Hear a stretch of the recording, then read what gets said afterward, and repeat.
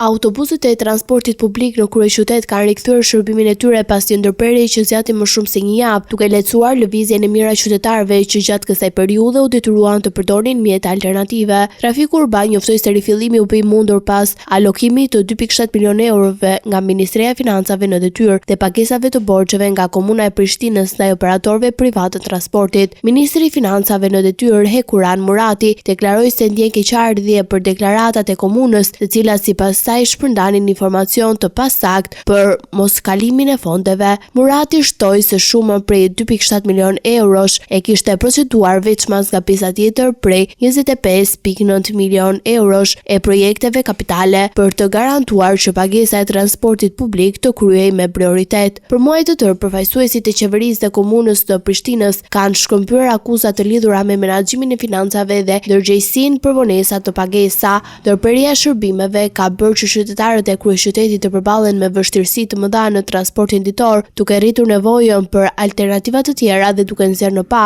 rëndësinë dhe koordinimin mes institucioneve për garantimin e shërbimeve publike.